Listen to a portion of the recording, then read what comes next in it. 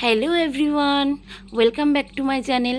তো আজকে তোমাদের সামনে আমি নিয়ে আসলাম মুরগির মাংসের একটা রেসিপি নিয়ে। সম্পূর্ণ নিজের বুদ্ধিতেই এই রেসিপিটা করা। জানি না কেমন লাগবে তোমাদের, তবে খেতে খুব ভালো হয়েছিল। একদিকে ভাত বসিয়ে দিয়েছি, আর বেশিরভাগ মাংস রান্না আমাদের রাত্রিবেলাতেই বেশি হয়, রাত্রিবেলাতেই খেতে ইচ্ছে করে। তো বরের যেদিন তাড়াতাড়ি কাজ হয়ে যায় সেদিন একটু মাংস আনতে বলা হয় ছেলের আবদারে। তো গতকাল ছেলের আবদার করেছিল, বাবা একটু মাংস এনো না, বৃষ্টি বৃষ্টি দিন হয়েছে, ঠান্ডা ঠান্ডা মাংস খেতে ইচ্ছে করছে। তো ওর বাবা মুরগির মাংস নিয়ে এলো প্রায় নটার পর আসলো। তারপরে মাংস ধুয়ে ভালো করে ধুয়ে আমি হলুদ লবণ দিয়ে মাখিয়ে, পোলট্রির মাংস সেহেতু আমি একটু ভেজে নিই। তো হলুদ লবণ মাখিয়ে অল্প একটু ভেজে নেব। এইদিকে মশলা রেডি করে নিয়েছি।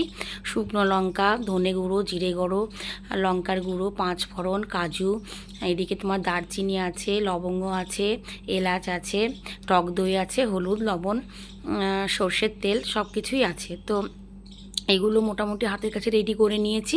আমার মাংসটা অল্প ভেজে নিয়ে আমি একটু টক দই মাখিয়ে রাখবো, কিছুক্ষণ রাখবো। এইদিকে তোমার রসুন, পেঁয়াজ, আদা, টমেটো কুচানো হয়ে গেছে, আলু কাটা হয়ে গেছে।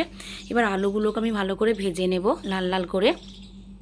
তারপর এদিকে মশলার দিকে আমি কাঁচা লঙ্কা আর পাকা লঙ্কা কয়েকটা দিয়ে দিয়েছি, আর তোমার আদা কুচি, রসুন, পেঁয়াজ, আর অর্ধেক টমেটো তোমার বেটে নেব, মানে ব্লেন্ড করে নেব, আর অর্ধেক টমেটো আমি পেঁয়াজের সঙ্গে ভেজে নেব। এর মধ্যে রসুন দিয়ে দিলাম, জিরে গুঁড়ো, কাজু, লঙ্কার গুঁড়ো, ধনে গুঁড়ো, এগুলো আমি দিয়ে নিলাম। এর মধ্যে একটু হলুদ দিয়ে দেবো, কারণ রঙটা খুব সুন্দর আসে, আর দারচিনি, লবঙ্গ আর এলাচ দিয়ে দেবো। আর বাদবাকিটা আমি থেতো করে নিয়ে ফোড়ন দেব। তো এইবার আমি সেই কড়াইটা ধুইনি, ওই কড়াইয়েই আলুটা ভেজে নেব। তো কড়াইটা এত পাতলা, কি বলবো বন্ধুরা, একটুতেই পুড়ে যায়। এদিকে মশলা আমার রেডি হয়ে গেছে, আলুটা ভাজছি, কড়াটা পুড়ে গেছে, আমি একটু মেজে নিয়েছি। আবার মেজে নিয়ে তেলটা দিলাম, আলু ভাজা তেলটাই দিয়ে দিলাম, লঙ্কা ফোড়ন দিয়েছি। তেজপাতা ফুরিয়ে গেছে বলে তেজপাতা দেওয়া হলো না। তো এখানে আমি আবার দারচিনি, এলাচ এগুলো থেতো করে রেখেছিলাম, সেগুলো দিয়ে দিলাম। এবার রসুন পেঁয়াজ দিয়ে একটু চিনি দিয়ে দেবো, আর একটু লবণ দিয়ে দেবো, যাতে তাড়াতাড়ি মশলাটা মজে যায়, মানে ভাজাগুলো মজে যায়। তো একটু লাল লাল ভাজা হলে আমি টমেটো কুচিগুলো দিয়ে দেবো। এবার টমেটো কুচিগুলো দিয়ে একটু ঢেকে দেবো, যাতে তাড়াতাড়ি ভাজাটা নরম হয়ে যায়।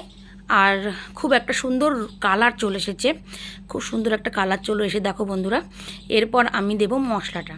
তো মশলাটা ভালো করে কষিয়ে নেব, একটু কষিয়ে নেব, অল্প একটু কষিয়ে নেব 5 মিনিট। তারপরে আমি রসুন দুটো দিয়ে দেবো। আমরা রসুন খেতে খুব ভালোবাসি, প্রত্যেকটা মাংসের, খাসির মাংস বলো, মুরগির মাংস বলো, রসুন দিয়েই খাই, খুব ভালো লাগে খেতে। এরপর ভাজা মাংসটা দই মাখিয়ে রেখেছিলাম, সেটা আমি দিয়ে দেব। এরপর আমি হালকা আঁচে আমি আস্তে আস্তে কষবো মাংসটা। তো তো বন্ধুরা দেখতে থাকো, আমি মাংসটা কষে নেব। এইদিকে মাংসটা হালকা হালকা কষবো, ঢেকে দেব, আর হালকা হালকা কষে নেব, আর হালকা হালকা জল দিয়ে কষে নেব। খুব একটা ঝোল করব না ভেবেছি, ছেলে তো বায়না করছে ঝোল করো ঝোল করো। এরপর আমি কিছুটা কষার পর মিট মশলা দিয়ে দেব, তারপর আমি আবার ঢেকে দেব, দিয়ে একটু জল দেব। তারপরে আমি আবার কিছুটা ফোটার পর আমি মিট মশলা দিয়ে দেব। তারপরে তোমার একটু গরম মশলার গুঁড়ো দেব। তো গরম মশলা, মিট মশলার গুঁড়ো দিয়ে দিয়েছি। আমার মাংস প্রায় শেষের দিকে হয়ে এসেছে, কিছুক্ষণ পরেই নামাবো। তো মাংস আমার রেডি, আমি নামাচ্ছি। এরপর রাতের পরিবেশন, মানে রান্না, খাওয়া দাওয়া হবে। রাত্রি 11টা বেজে গেছিলো খেতে খেতে।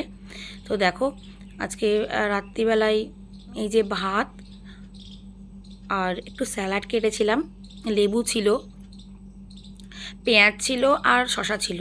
রাত্রিবেলায় আর টমেটো কিচ্ছু কাটিনি, কারণ রাত্রিবেলায় অত রাত্রে খাচ্ছি, গ্যাস হয়ে যেতে পারে।